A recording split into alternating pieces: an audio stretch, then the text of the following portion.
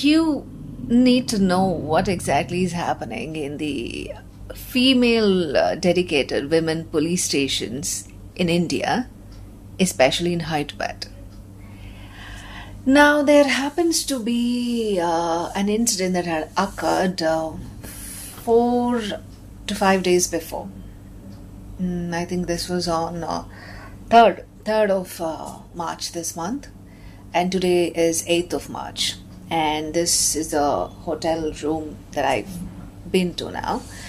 And like on 3rd, I actually checked out of a hotel, the same hotel actually, and I was kind of thinking that maybe a good hostel for a week might be a better option than for a hotel, because I wasn't feeling really good staying in the hotel 24 by 7, even for my work. I definitely have work, I've been traveling, but in the days when I have to stay in, a hotel was not feeling very lively for me, because I've been in hotels since the past 5 to 6 years with regards to my work and a lot of travel all over the country, and I wasn't feeling like it. So, for a change, I thought I'll just take up a hostel, and I think it was meant to happen that way, else I wouldn't have known something like this was actively happening just around us, and nobody was even noticing it, least of all bringing it to the notice of the public. Now, I've taken the hostel for just for one night. I was already skeptical, and I said I'll pay only for one night and I'll see if everything is good over there. Maybe I'll stay for another week, else I might change. And while I was having this inquiry, already a man was answering the phone call, like constantly. If it was once or twice, then that's a different thing. Constantly, the man was answering the phone when I was inquiring about the hostel, the number which was given on the Google online.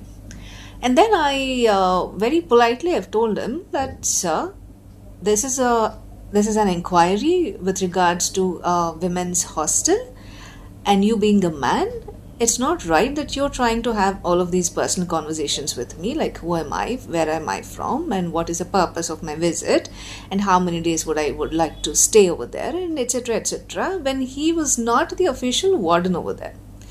So he happened to tell me that he's the husband of the warden. I said, whoever you might be, I don't care. I said, I wouldn't want to have this conversation with you. Please hand over the call to her or give a phone number to me. And then he gives the phone to her, and then I ask her, please give your phone number to have a conversation with regards to the hostel inquiry. She refuses to give her number. She says, it's okay, you speak with my husband, you coordinate with him, he's a nice guy. I already felt this was extremely weird. I never heard, me being a woman, I wouldn't have allowed my husband to actually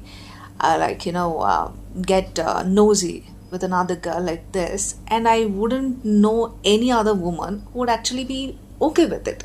Least of all, actually encourage the girl to be in coordination with the guy for her stay with regards to the hostel. And this felt quite weird already. But then still I thought, okay, fine, there's nothing for me to fear. I'll go check out. And I said, I'll stay over there and let me see if everything is all right. Okay, I'll extend my stay for another week. And then I go there. I go for check-in, and she comes. She gives me a huge form to fill in, and she shows me the rooms, etc. And I select one of the rooms and one of the beds, and I see a lot of rules and regulations charts stuck over there with plaster to the walls. And I read them. I mean, this is after my admission. Like, I go through them, and I was like, are these even for real? Well, I'll definitely put up a picture of that, or maybe a separate video of the entire facility or something. And then I check in, and soon enough, I was told by one of the girls to please close the doors as soon as possible. I was wondering, like, what actually happened? Like, why couldn't the door be open even for a second? And one of the girls was like, please don't mind that I'm asking you to close the door as soon as possible during your check-in process, because the guy, the husband of the warden, comes into the rooms any minute. He'll be loitering around the lobby, and we might not have our clothes proper at the moment when he's around. He makes these sudden visits anytime and anywhere, and hence the request to please keep the door always closed. I was already shocked listening to what this poor girl, little girl of 21 years old, was telling me. I said, why the hell will he come inside the premise of the hostel? And she says that it's not just him coming into the lobby, a lot of other things as well. But she was hesitant, she did not say me anything. And then I go around into the other rooms and I speak to most of the girls over there, and then I understand that this guy comes every day morning as well at around 8 a.m. or something, and performs a puja inside the hostel rooms, where exactly the time where half of the girls were sleeping or either having the bath and getting ready for the day. And in middle of all of this chaos or pleasure for that guy, he performs the puja. So I was already shocked about it. And then by the time it was dinner time, and I see this guy sitting over there at the dinner table, and he has the casseroles of rice and one curry and curd. It's not even like a huge buffet where someone was necessary to serve. He was sitting there, switched on the TV in the common room, entrance room.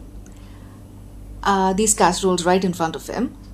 He was watching the TV, and the wife was sitting beside him somewhere else, not over here, at the serving space. And he was enjoying watching these girls come one by one, serve themselves the food, and going. And they were wearing their night wears, and they were already looking very uncomfortable having this guy. And this guy already was looking as if he was really drunk, his eyes balled out, red, and in that kind of a condition. I went there when I wanted to take my dinner, but I did not want to in his presence. So I asked him, I said, do you sit here all the time? He said, yes. I said, how long? And he answered saying, as long as the serving takes place. I said, girls are serving themselves. There's no need for anybody to serve over here. May I know the purpose of you sitting over here while these girls are serving themselves? He said, no, he helps in serving. I said, there's just one item of casserole for rice and one dish of the curry. I said, what is the need of your presence? And your wife, which is there beside, may I exactly know what is the purpose of your presence over here? Are you trying to enjoy watching over all of these girls? He got a little bit spooked. And he said, no, nothing like that, ma'am.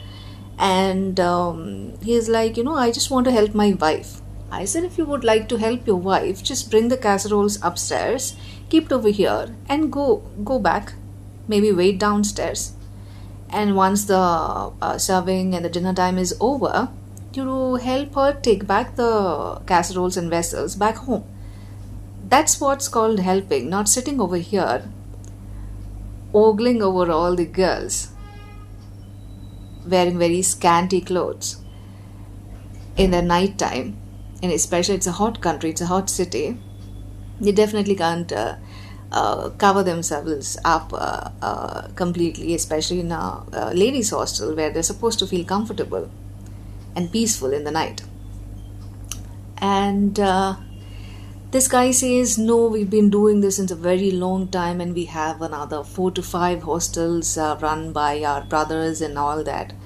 I asked him, by the way, where is the rules board that is supposed to be there given by the Cyberabad police?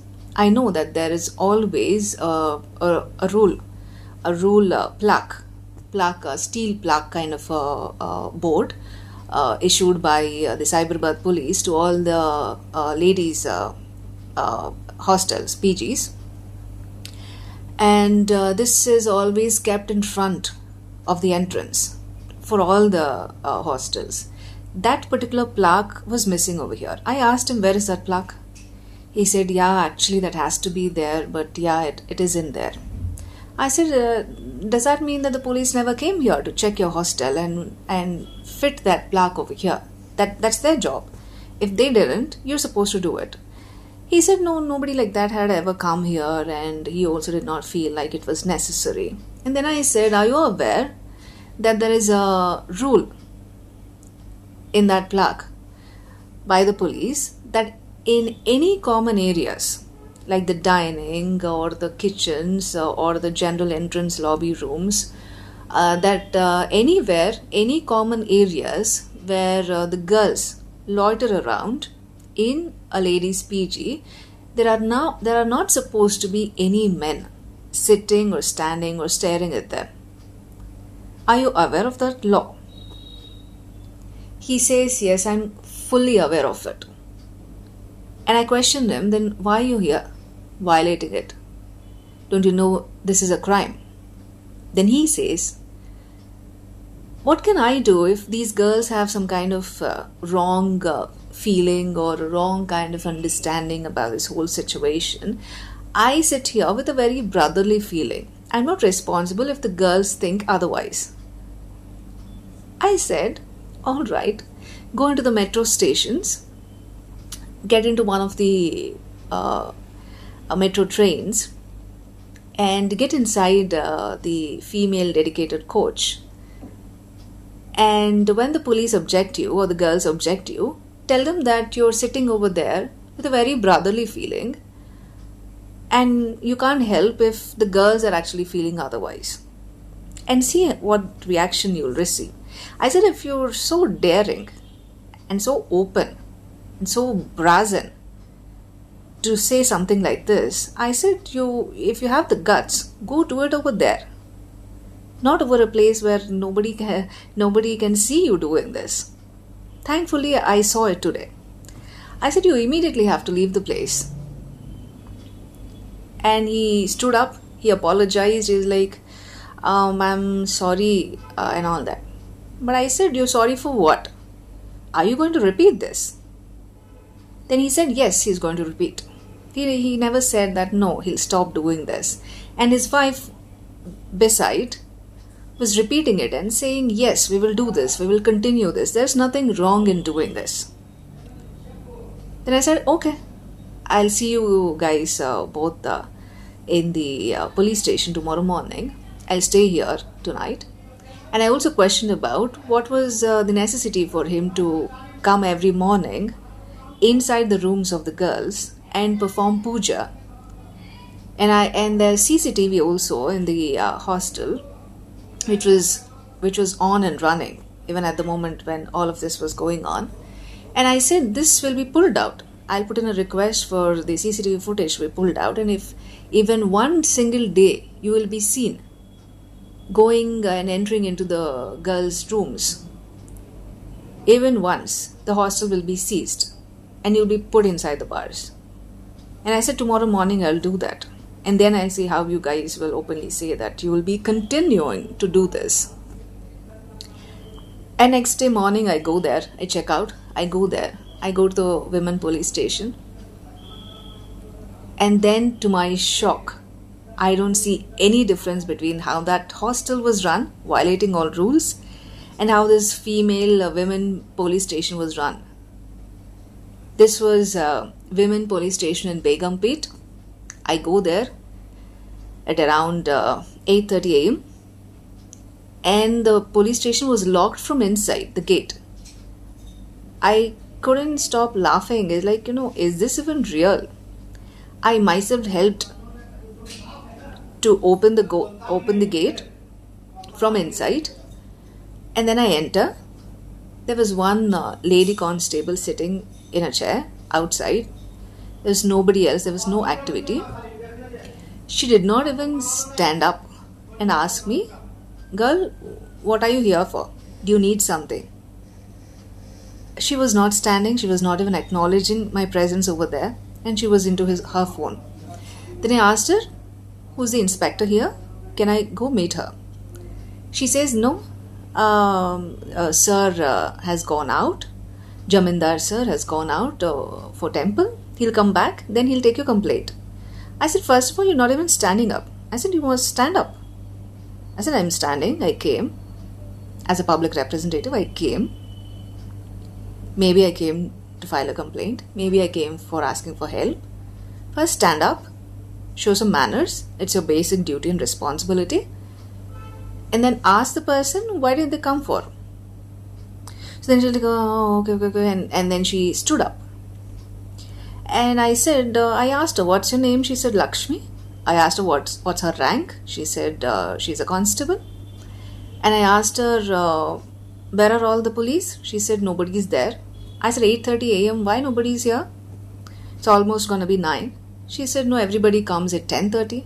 Who's the person who's coming at 10:30? He says, Satyanarayana sir, the SHO, station head officer, will come at 10:30 and he'll take your complaint. I said, you have no business to tell me when to come back or to wait for 2 hours and then you'll take my complaint. I said, you have no business or right to say to a person who has stepped into your police station to wait or to even come back. I said, that's a crime. I said, you immediately give me a paper and the template, the format in which I'm supposed to write the complaint, and you take the complaint. And I said, I'm not gonna go to any male officer and give my complaint. When I've entered a female police station, I might as well gone to the regular police station if I wanted to do that. So she gave me the paper and the format. And then I questioned her as to why men are there here. She said the staff is not being allocated. And only male staff were allocated into this police station, which is a dedicated women police station. She teams. Bharosa teams. What Bharosa? God only knows. And I start writing the complaint. And then this male officer, not officer rank, I think he's the head constable, Mr. Jamindar, comes back from his temple visit, and he's whistling, he's being jolly around, he's coming, and he, he's seeing here and there, and with a very carefree attitude, and he comes and sits beside me, just a meter away. Then I look at him and I said, you please get up from here. I said, you're nobody to sit beside me in a women police station. I asked him, is this what you do when other girls come as well? Then the lady tells him, it seems ma'am doesn't want you guys to be over here. What do you mean ma'am doesn't want? You're not supposed to have men around in the women police station. I'm not talking about myself. I'm questioning how the entire system is working. For me personally, I don't give a damn if he's sitting over there, not sitting over there, or even if 100 men are sitting beside. Nobody can intimidate me. I don't give a damn. I'm talking about all those girls who will feel intimidated and uncomfortable having that kind of a presence. And that too, I'm writing a complaint. He doesn't even have any kind of empathy, to show some empathy or concern. Ki, ma'am, did something happen with you? Ma'am, do you need some help in writing the complaint? Ma'am, are you okay? Nothing of that sort. They both were starting to chat with each other. And he was he was just shaking his leg. He was having fun over there and ha ha ha and everything. I mean, is this the kind of atmosphere and the attitude that you display in a police station that was supposed to be dedicated to women who are supposed to feel safe to come there and write a complaint. And after that, I'm told at 10:30, I said, please convert it into FIR, call these people, speak with them, and then call me. My number is there, and inform after you guys call these people, the accused, and register the FIR. She says, yes, she has my number and she'll give me a call. There is no call until today. Until today, this day when I'm recording, there is no call. And she says I have to come and speak and sit with the male inspector, SI, Satyanarayana, and then it will be converted into an FIR. I said, no, I'm not going to do that. You should have a female officer inspector sitting over there. I'll come, I'll speak to her, and this will be converted into an FIR. That hasn't happened. I'm being told I have to go and visit this guy, this male officer, Satyanarayana, if I want this to be converted into an FIR. I don't have a choice. So basically they're bullying me, forcing me, harassing me to for sure go and speak only with that station head officer, Mr. Satyanarayana. Now I call the DCP office and I ask them if Begumpet Women PS comes under their jurisdiction. They say clearly no. I have the call recording which I'll be uploading in this channel. And I call the Commissionerate of She Teams and Bharosa, and the lady says no, that is very wrong, that is not how it is supposed to be, but unfortunately we do not have the staff yet. And I ask her, have you applied to the commissioner asking for more staff to be given? She said yes, the application has been there since long, but there has been no allotment since then. And then I also called to the commissionerate, Mr. C.V. Anand, who's the commissioner at the moment, and I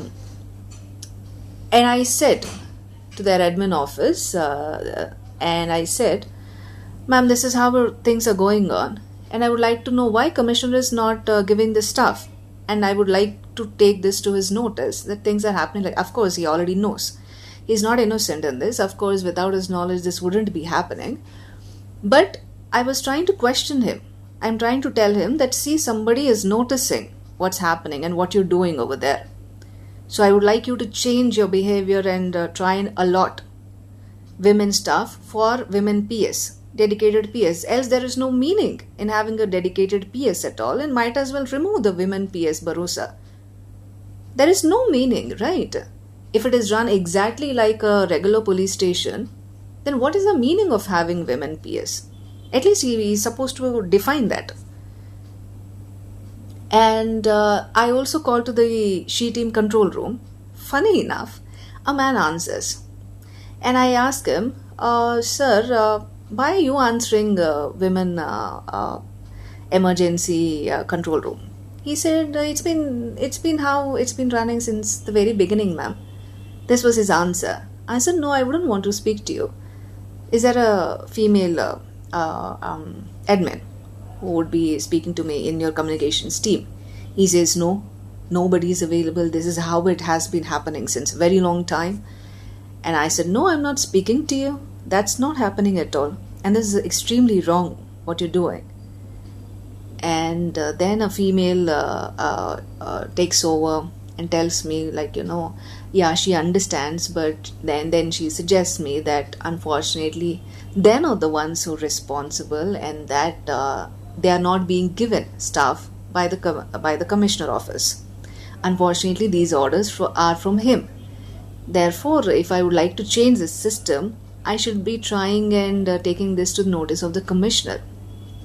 And then I asked this girl who answers in the commissioner office, saying, take this to his notice, take an online complaint from me, and please take it to his notice. And she refuses, saying there's no format like online complaints. If you want to take anything to the attention of the commissioner, you have to come on Friday afternoon, 2 to 3 p.m. exactly, like as if he's the Prime Minister of India. And half of the time I see him going here, there, for this function, that function, this press conference, that press conference.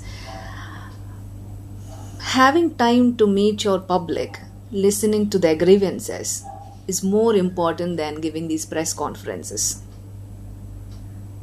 You've been doing the same way even in your past, the last time that you were there as Commissioner for Hyderabad. You've been reappointed, and it's the same thing going on. Apparently his time is too precious. He's available only once a week, 1 hour for the public. So according to him and his rules, the emergencies in our lives are supposed to come exactly during that 1 day, 1 hour. With a city of crore and a half, maybe 1.5, 2 crores of population in the city, he has only 1 hour, 60 minutes. And I said, even the Supreme Court is having an option of having an online complaint. Your commissioner doesn't. She said, no ma'am, we don't have that facility as of now. If you have to speak with the commissioner, you have to come on Friday between 2 to 3 p.m. and you have to take this complaint to him. That is the only way that you have if you want to communicate with Mr. C.V. Anand, the Commissioner of the Hyderabad. I said, damn, I'm not his slave. He's a public servant. Public servant. I am the public, he's the servant. And they better act like that. But they don't. Anyways, the right way to deal with police is never going directly and meeting them, because all of you know the consequences and how it turns out to be. The right way to always deal with the police is to reach the courts. I for sure will put a petition on this of how the Telangana police are violating the right to safety of women in women police stations, as well as the way they're handling the safety and rules and the monitoring of ladies' hostels, the way the male wardens, not just this hostel. I have noticed this in many hostels happening since past 5 years. It's on the rise. And this is happening all under Mr. C.V. Anand. Since the time he came to Hyderabad as commissioner, it had been happening. It had been on the rise. So it's his duty. It's the duty of Telangana police to take this into cognizance and make action and change this. Well, let's see what answers do they give to the court in the petition when I put one. And all the call recordings of the concerned police stations will be uploaded on this channel. It is for public information. It is all available. Please check it out and support this cause and make sure your voices are also heard, and let's bring this change. Let us make it happen. Thank you.